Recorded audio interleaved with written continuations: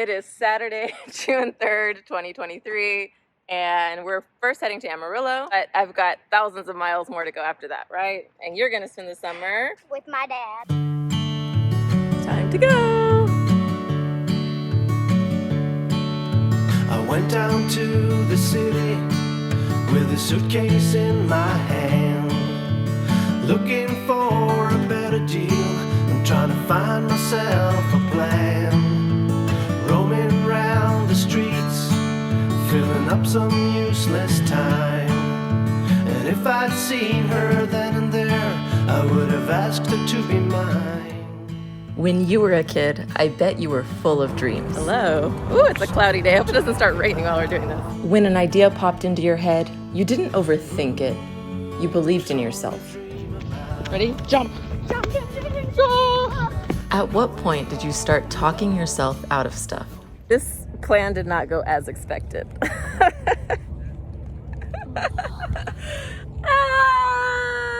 It rained last night, so now that we're here, you can see that there is a lot of flooding over there. We can't really get to the cars, but we're gonna get up close and we're still gonna have a good experience. I know you're a grown-up with a job and a lot of responsibilities, but you also have a responsibility to yourself. If a dream has come to you, it's because you were the one who was meant to carry it out.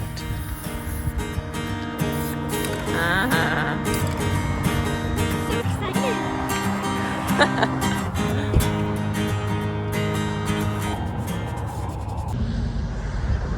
As children, we're so curious about the world. I just remember being so interested in everything when I was little. And, life happens, and I spent a decade in a career that didn't really feel right for me necessarily. I was a public school teacher, and I'm so grateful for that experience.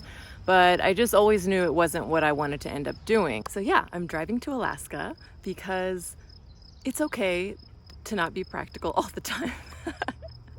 There's some horses behind me. I just walked by them. That was pretty cool.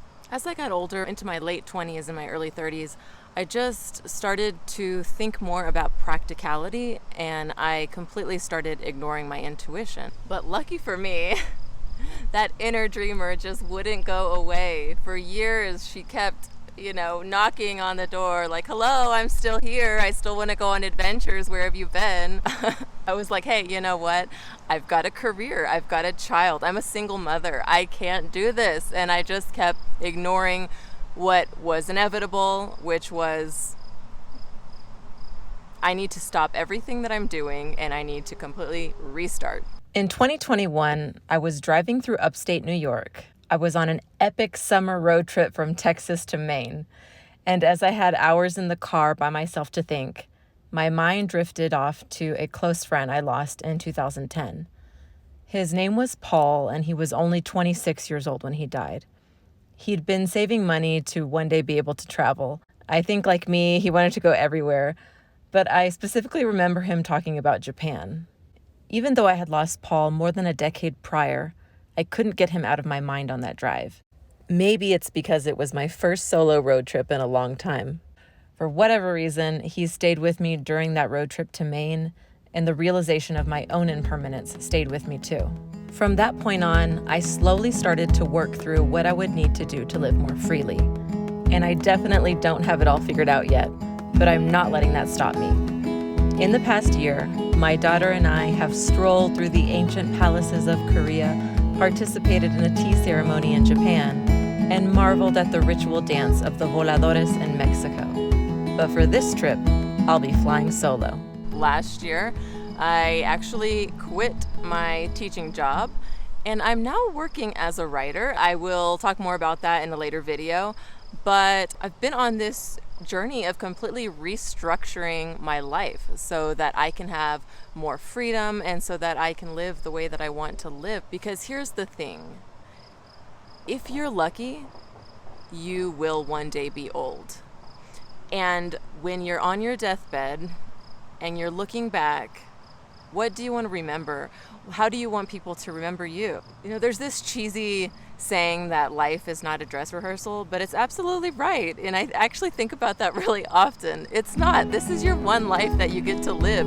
So what are you doing sitting around and doing things that you don't enjoy doing all of the time. My daughter will be staying with her dad this summer, as she does every summer, so I have some time to myself, and that is when I will be exploring.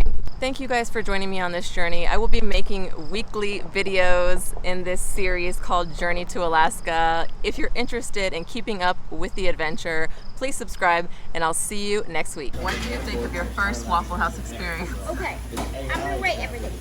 The bacon 9 out of 10. The hash browns 100 out of 10. It broke my scale, and the waffles 100 out of 10. It broke my scale too.